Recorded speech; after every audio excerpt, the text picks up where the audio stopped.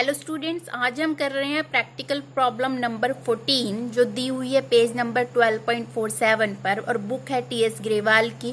Practical problem relate करती है bank reconciliation statement को। हम जो है दो टॉपिक कर चुके हैं, balance as per cash book debit, balance as per passbook credit.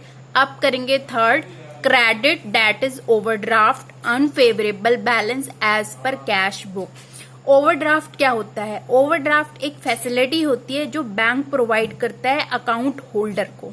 Account holder इसमें क्या कर सकता है? अकाउंट होल्डर कस्टमर इसमें क्या कर सकता है? वो अमाउंट जो है विड्रॉ कर सकता है in exceed of deposit. For example उसके अकाउंट में 0 अमाउंट एग्जिस्ट करता है या फिर 10,000 अमाउंट एग्जिस्ट करता है, तो वो क्या कर सकता है? वो 50,000 तक अमाउंट जो है बैंक से विड्रॉ कर सकता है इन एक्सीड ऑफ डिपॉजिट। ये फैसिलिटी बैंक प्रोवाइड करता है। ये एक तरह का लोन भी है और इस पर इंटरेस्ट चार्ज होता है। Overdraft balance as per cash book का मतलब होता है कि amount is payable to the bank. मतलब ओवरड्राफ्ट कर लिया, एक तरह से लोन ले लिया, वो किसको वापस करना है? बैंक को वापस करना है। ठीक है, इसका मतलब क्या है? Amount is payable to the bank. Amount जो है बैंक को पे करना है, टू बी पेड बैंक। ठीक है, जो overdraft balance as per cash book दिया होता है उसमें हमें किसके अकॉर्डिंग चलना होता है? जब हमें रिकंसाइल करना है, बैंक रिकंसिलेशन स्टेटमेंट बनानी है, पासबुक और कैश बुक के बैलेंसेस के डिफरेंसेस को रिकंसाइल करना है। जब रिकंसाइल करना है उसका basis overdraft balance as per cash book है, तो हमें कैश बुक के अकॉर्डिंग चलना है। तो कैश बुक के अकॉर्डिंग हम चलेंगे तो इसमें दिया हुआ है, Naresh had an overdraft of ₹40,000 as shown by his cash book in bank column. Bank column जो है कैश बुक का वो ओवरड्राफ्ट शो कर रहा है। इसका मतलब क्या है? इतना अमाउंट जो है बैंक को पे करना है। और अब हमें कैश बुक के अकॉर्डिंग चलना है। कैश बुक में क्या हुआ है? Cheque amount ₹10,000 had been deposited by him but were not collected by bank by January 2019। ये हम बना रहे हैं जनवरी 2019 का बैंक रिकंसिलिएशन स्टेटमेंट।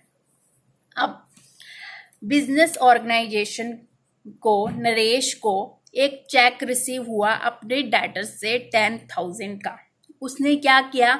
उसको कैश बुक के बैंक कॉलम में रिसीट साइड पे, मतलब डेबिट साइड पे उस चेक को ऐड कर दिया, इनकम को ऐड कर लिया।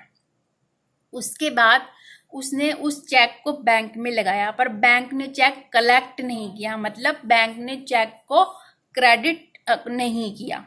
तो हमें कैश बुक के अकॉर्डिंग चलना है। हमें कैश बुक के अकॉर्डिंग क्यों चलना है? इसमें हमें कैश बुक के अकॉर्डिंग इसमें हमें इसलिए चलना है कि हमें टोटल अमाउंट निकालना है कि टोटल अमाउंट कितना है जो हमें बैंक को पे करना है। तो इसमें हम क्या करेंगे? इसलिए हम इसमें कैश बुक के अकॉर्डिंग चलेंगे और टोटल अमाउंट फाइंड आउट करके उस बैलेंस को फाइंड आउट करेंगे कि कितना total amount is payable to the bank, कितना टोटल अमाउंट हमें बैंक को पे करना है। इसे अब हम ऐड कर देंगे। Check deposited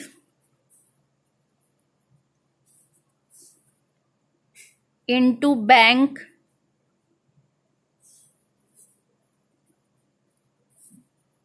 but not credited by bank। कितने का आ जाएगा? 10,000 का। अब नेक्स्ट देखिए, he issued check ₹7,000 which were not presented to the bank for payment up to that day. इसका क्या मतलब हुआ कि नरेश ने क्या किया? अपने क्रेडिटर को 7,000 का चेक काट के दिया और उसकी एंट्री कैश बुक में बैंक कॉलम में पेमेंट साइड मतलब क्रेडिट साइड पे उसे उसकी एंट्री कर दी, उसे लेस कर दिया, इतने अमाउंट से लेस कर दिया 7,000 को। पर बैंक ने नहीं किया, पर हमें कैश बुक के अकॉर्डिंग चलना है, इसलिए बैंक में भी उसको उस अमाउंट को डिडक्ट किया जाएगा टोटल अमाउंट में से, उसको बैंक में भी क्या किया जाएगा, डेबिट किया जाएगा। लेस चेक इशूड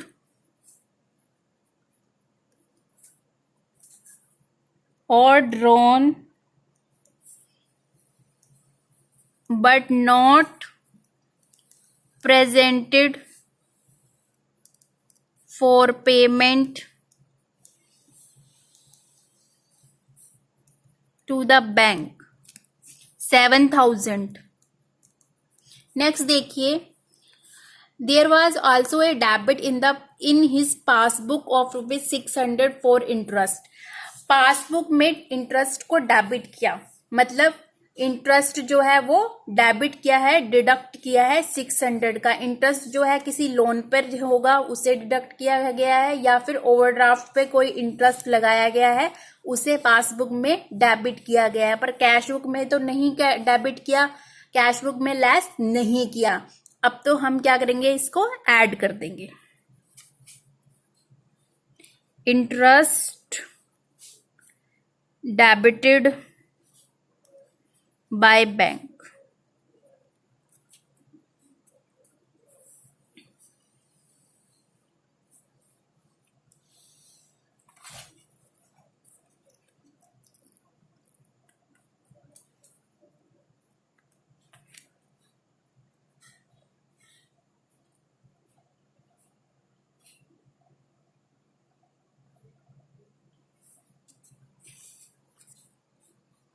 उसके बाद देखिए बैंक चार्जेस भी जो है डेबिट किए गए हैं। बैंक चार्जेस डेबिट किए गए हैं, तो ये बैंक ने क्यों लगाते हैं bank charges? Bank charges bank different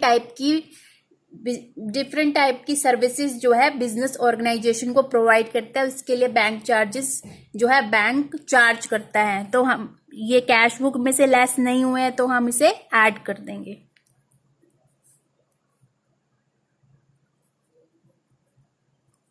bank charges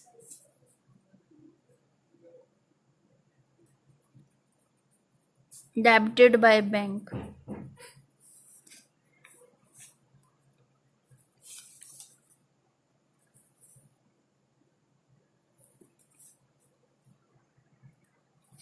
अब क्या करेंगे, हम ऐड आइटम्स का टोटल कर देंगे। ऐड आइटम्स कितने आ गए हैं यहाँ पे, 11,100, ये आ जाएगा 51,100। लेस आइटम आ जाएंगे 7,000,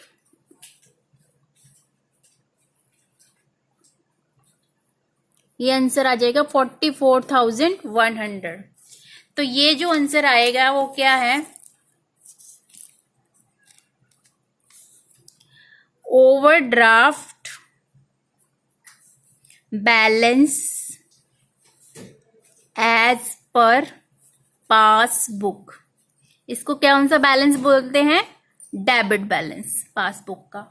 जब overdraft balance as per cash book दिया होता है तो उसका आंसर अराइव्ड कैसे होता है, overdraft balance as per passbook. इसका क्या मतलब है, ये सारी कैलकुलेशन हमने कैश बुक के अकॉर्डिंग क्यों की है कि हमें ये जानना है कि टोटल कितना अमाउंट जो है बैंक को पे करना है। Overdraft balance as per cash book का मतलब क्या होता है, total amount is payable to bank, कितना अमाउंट हमें बैंक को पे करना है, और कैश बुक के अकॉर्डिंग चल के टोटल अमाउंट फाइंड आउट कर लेना है, जो कि 44,100 है, जो कि बैंक को बिजनेस ऑर्गेनाइजेशन ने पे करना है।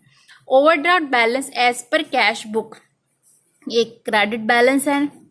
इसका क्या मतलब है कि कैश बुक की जो क्रेडिट साइड की एंट्री है वो हमेशा टैली करेंगे, किससे टैली करेंगे, पासबुक के डेबिट साइड की एंट्री के साथ। आई होप आज की प्रैक्टिकल प्रॉब्लम आपको समझ में आई होगी। मिलेंगे नेक्स्ट वीडियो में। Thank you so much. इससे रिलेटेड अगर आपकी कोई क्वेरी है तो आप इस एक कमेंट बॉक्स में छोड़ सकते हैं।